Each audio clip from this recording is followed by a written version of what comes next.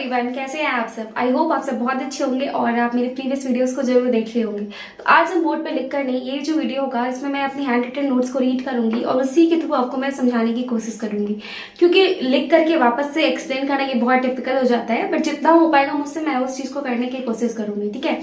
तो मैंने एक प्लेलिस्ट भी बना दिया है जिसमें अगर आप चाहें तो चैप्टर 1, 2, 3 को आप देख सकते हैं, जिसमें मैंने ज्योग्राफी क्लास 6 के तीनों चैप्टर के मेन पॉइंट्स को अच्छे से डिस्कस कर लिया है। आप देख सकते हैं मेरे हाथ में मेरी डायरी है और इसी डायरी में मैं क्या करती हूँ, सारे नोट्स को बनाती हूँ। तो अभी हम लोग क्या करने वाले हैं, चैप्टर 4 को डिस्कस करेंगे और चैप्टर 4 जो है वो मेरा मैथ्स है, ठीक है।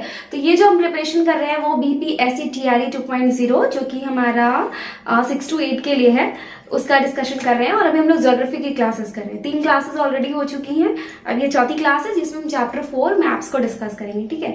तो इसमें कुछ मेन पॉइंट्स है, ज्यादा नहीं, क्योंकि ऑलरेडी क्लास 6 एक बहुत उसमें बहुत ज्यादा कंटेंट नहीं है।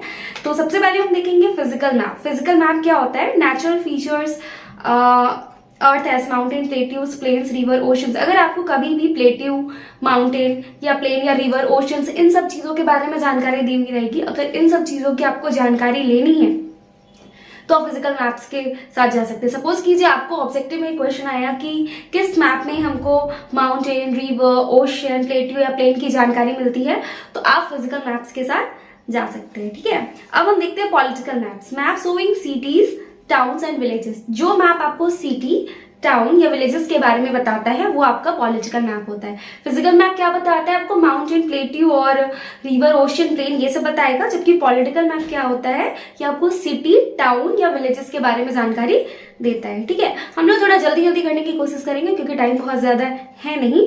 Thematic map, road maps, rainfall maps, forest, industry. अगर आपको रोड मैप्स, रेनफॉल मैप्स या फॉरेस्ट, इंडस्ट्री, इन सब चीजों के बारे में फाइंड आउट करना है तो आप थीमेटिक मैप्स के साथ जा सकते हैं, ठीक है।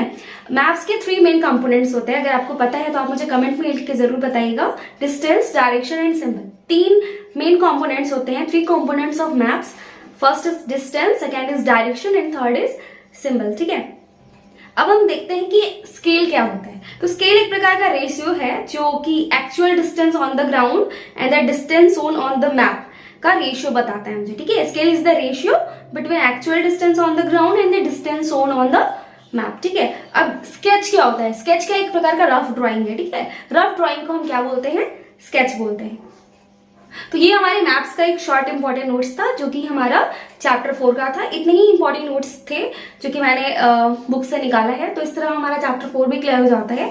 अब हम चैप्टर 5 में आएंगे। चैप्टर 5 जो है मेरा वो major domains of the earth है। एक बार मैं फिर से आपको थोड़ा सा रिवाइज करवा दूं। फिजिकल मैप जो है वो mountain, plateaus, plain, river, oceans, इसके बारे में बताएगा। सबसे इंपॉर्टेंट चीज मैप का यही है कि physical map, political map, thematic maps, ये किन चीजों के बारे में बताता है। पॉलिटिकल मैप्स आपको सिटीज, टाउन और विलेजेस के बारे में बताएगा और थीमेटिक मैप है आपका रेनफॉल, फिर आपका फॉरेस्ट, रोड मैप्स, इन सब चीजों के बारे में बताएगा, ठीक है। और स्केच क्या होता है, it is a rough drawing, है ना, ये रफ ड्रॉइंग होता है। नेक्स्ट इज हमारा नेक्स्ट चैप्टर है major domains of the earth. तो सबसे पहले हम जानते हैं लिथोस्फेयर। लिथोस्फेयर का है जहां पे हम रहते हैं, ठीक है। The place where we live is called lithosphere, ठीक है। अब बायोस्फेयर क्या है, सबसे पहले बायोस्फेयर को हम 3 चीज से समझ सकते हैं। अगर लैंड, वाटर और एयर, इन तीनों को हम ऐड करते हैं तो वो मेरा हो जाता है बायोस्फेयर, ठीक है। तो जहां पे अभी हम रह रहे हैं वो उसमें हमारे पास लैंड भी है, वाटर भी है और एयर भी है, तो इसे हम बायोस्फेयर के रूप में कंसीडर कर सकते हैं, ठीक है। अब कुछ इंपॉर्टेंट वर्ड्स जो कि ग्रीक लैंग्वेज से लिए गए हैं एनसीईआरटी में, मैं आपको बताना चाहूंगी। लिथोस जिसका मतलब होता है स्टोन, एटमोस जिसका मतलब होता है वेपर, ह्यूडर जिसका मतलब होता है वाटर एंड बायोस जिसका मतलब होता है लाइफ। ये सारे पॉइंट्स एनसीईआरटी में डिस्क्राइब्ड किए गए हैं और ये बहुत ही ज्यादा इंपॉर्टेंट है, ठीक है। कॉन्टिनेंट्स क्या होता है, लार्ज लैंड मासेस को हम कॉन्टिनेंट्स कहते हैं, ठीक है। Highest mountain peak Mount Everest is 8,848 metre above the sea level। अगर आपको माउंट एवरेस्ट का हाइट पूछेगा तो 8,848 मीटर ये आपका आंसर है, ये एनसीईआरटी में लिखा हुआ है, ठीक है। मैरीना ट्रेंच, मैरीना ट्रेंच कहाँ पे है, मैरीना ट्रेंच आपका पैसिफिक ओशन में, इस चीज को आपको याद रखना है। मैरीना ट्रेंच कहाँ पे है, ये आपका पैसिफिक ओशन में है और इसका जो डेप्थ है वो 11,022 मीटर है। मैरीना ट्रेंच का डेप्थ कितना है, 11,022 मीटर और ये कहाँ पे है, ये पैसिफिक ओशन में, ठीक है। टोटल 7 मेजर कॉन्टिनेंट्स होते हैं। Asia, Europe, Africa, north America, south America, Australia and Antarctica. सबसे बड़ा हमारा एशिया होता है। अब हम लोग एक एक करके सबको अच्छे से डिस्क्राइब करेंगे कि एशिया में क्या क्या चीजें हैं, यूरोप में क्या क्या चीजें हैं, फिर अफ्रीका में क्या क्या चीजें हैं। तो इस वीडियो में हम बस इतना ही तक डिस्कस करने वाले हैं। आगे नेक्स्ट वीडियो जो होगा उसमें हम इन सारे कॉन्टिनेंट्स के बारे में अच्छे से डिस्क्राइब करेंगे। फिर से एक बार गो थ्रू करवा दूं मैं आपको चैप्टर 5 का। लिथोस का मतलब क्या होता है? स्टोन। एटमोस का मतलब वेपर। यूडर का मतलब वाटर। और बायोस का मतलब लाइफ। ठीक है। और आपका जो मैरीना ट्रेंच है वो कहाँ पर है? कौन से ओशन में है? पैसिफिक ओशन में है। और इसका जो डेप्थ है वो 11,022 मीटर है। ठीक है।